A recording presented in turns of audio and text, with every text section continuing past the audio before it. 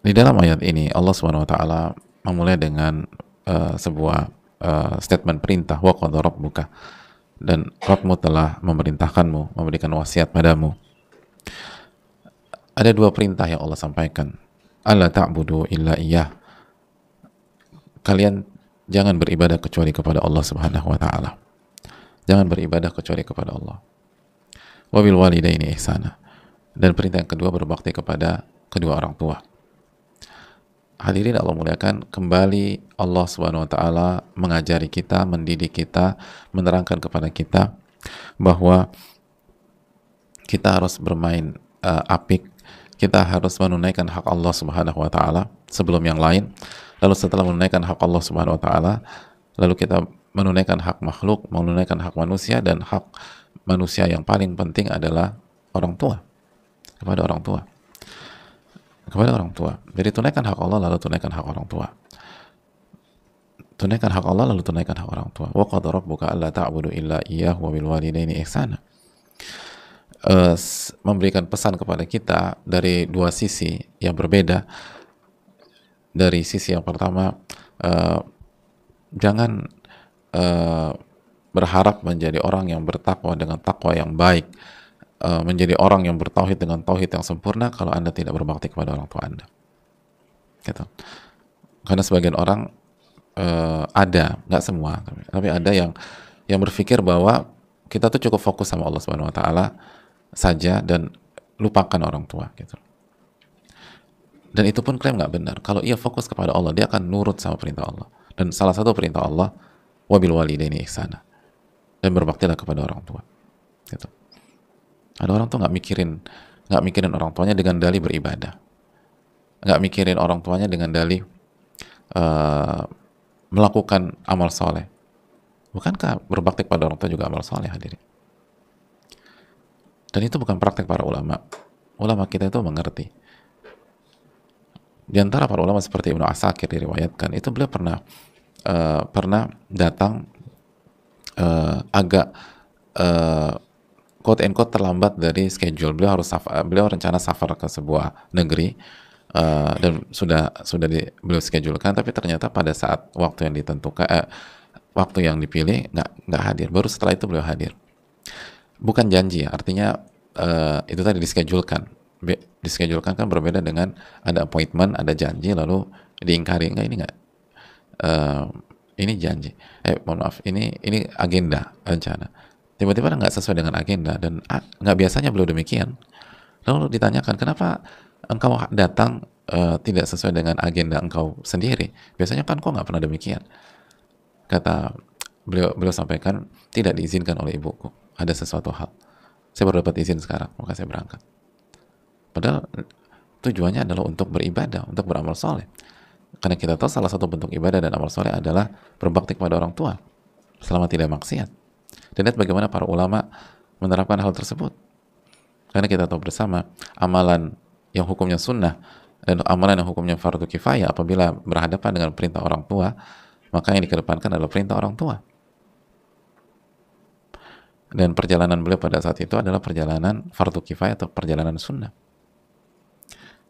Maka dalam rangka taat kepada Allah dan mendekat kepada Allah adalah mentaati orang tua sebelum amalan yang hukumnya sunnah. Jadi dua hal ini harus digabungkan kalau kita ingin menjadi orang yang baik, orang yang soleh, dan orang yang bertakwa. Taat kepada Allah, beribadah hanya kepada Allah, dan berbakti kepada orang tua. Dan itulah praktek para ulama. Itu praktek para ulama kita. Dan contoh banyak, dan insya Allah pelan-pelan kita akan sebutkan. Jadi hadirin Allah muliakan, jangan berpikir bahwa menelantarkan orang tua dengan dalih fokus beribadah, menelantarkan orang tua dengan dalih totalitas dalam beramal itu sebuah hal yang dibenarkan. Karena bagian dari beramal adalah berbakti sama orang tua, berbuat baik dengan orang tua. Bahkan itu punya makom yang tinggi, punya kedudukan yang tinggi, yang apabila berhadapan dengan amalan sunnah, maka ini yang dikedepankan. Maka itu dari satu sisi. Jadi jangan pernah berpikir bahwa berbakti itu udah nggak perlu. Yang penting tuh uh, beribadah dengan perspektif orang tersebut. Karena kalau ia memahami ibadah dengan arti yang sesungguhnya, tidak ada kontradiksi. Itu dari satu sisi. Sisi yang lain, hadirin sekalian, uh, yaitu sisi untuk mengingatkan sebagian orang yang hanya fokus kepada orang tua dan lupa terhadap hak Allah Subhanahu wa taala. Jadi fokus sama orang tua dengan dalih, ini kan perintah Allah, tapi nggak sholat gitu loh. Gitu. Fokus sama orang tua dengan alasannya, ya ini kan perintah agama, tapi nggak puasa Ramadan. Gitu loh.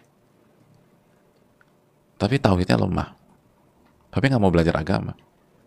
Nah, benarkah ketika dia berbakti kepada orang tua itu karena dia sebagai hamba dan hamba diperintahkan oleh Allah untuk berbakti? Ini sebuah tanda tanya. Karena kalau ia berbakti kepada orang tua dalam platform sebagai seorang hamba, dasarnya itu dia tuh sebagai hamba Allah yang diperintahkan oleh Allah, pasti dia akan kerjakan perintah-perintah Allah yang wajib lainnya. Dan bahkan bukan hanya wajib, yang sunnah-sunnah yang masih bisa dia kerjakan, dia akan kerjakan. Dan begitulah para ulama.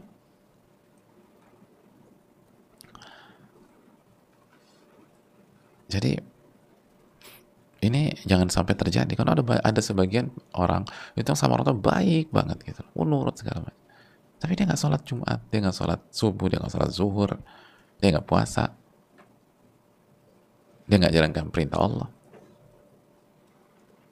Jadi dia tuh bohong berbakti sama orang tuanya, bukan bohong, itu sebatas tendensi pribadi aja, sebatas hubungan darah, tidak ada unsur takarrub kepada Allah Subhanahu wa taala. Dan itu terjadi. Itu terjadi. Emang bisa? Masih ingat hubungan antara Nabi SAW dengan Abu Talib? Lihat bagaimana Abu Talib. Sayang Abu Talib sama Nabi SAW? Sayang. Sebatas sayang atau dibuktikan? Dibuktikan. Didukung Rasulullah SAW. Tapi apakah Abu Talib mau menerima dakwah Nabi SAW? Kita tahu jawabannya. Mau mentauhidkan Allah? Kita tahu jawabannya. Ada orang seperti itu. Jadi jangan berpikir orang yang otomatis baik sama keluarga, baik sama orang tua, otomatis dia adalah hamba yang baik. Belum tentu. Bahkan di situ ujiannya. Di situ ujiannya.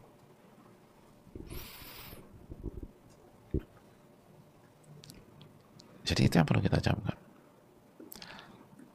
Makanya nanti pembuktiannya kan apakah itu tadi, bagaimana hubungannya dengan perintah-perintah Allah yang lain. Lalu yang kedua, bagaimana sikapnya ketika orang tua atau keluarganya mengajak dia bermaksiat, apakah dia mau, atau melakukan kemungkaran, apakah dia akan setujui. Atau pembuktiannya juga apabila orang tuanya menyakiti dia secara personal, apakah dia akan bukakan pintu maaf ke orang tuanya, atau dia nggak bisa terima. Apabila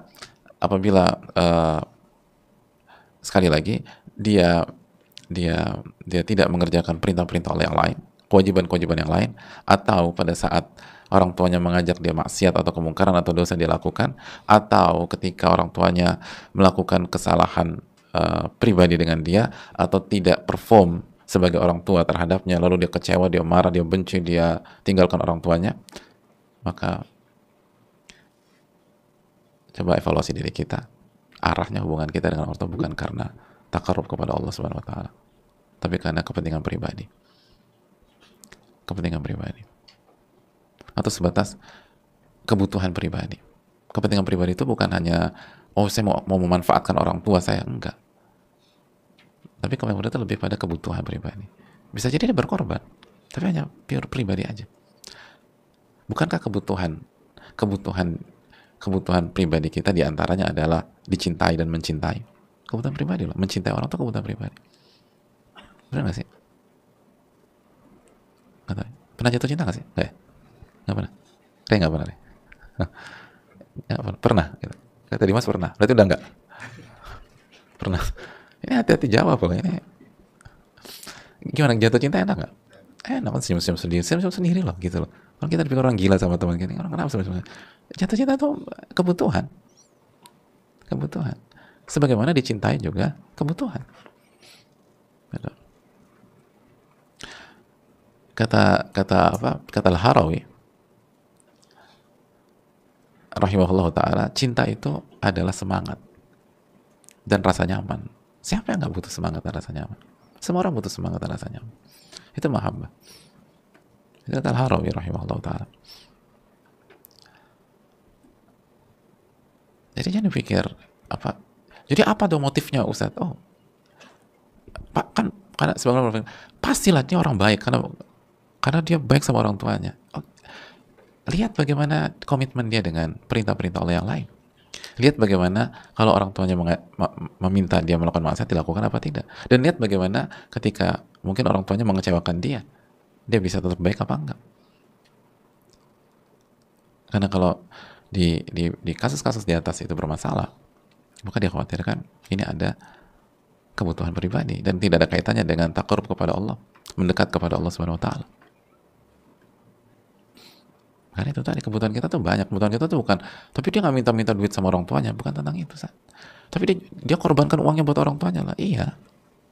Kan itu tadi. Di antara kebutuhan kita yang sangat asasi adalah kebutuhan akan cinta. Mencintai itu sebuah kenikmatan.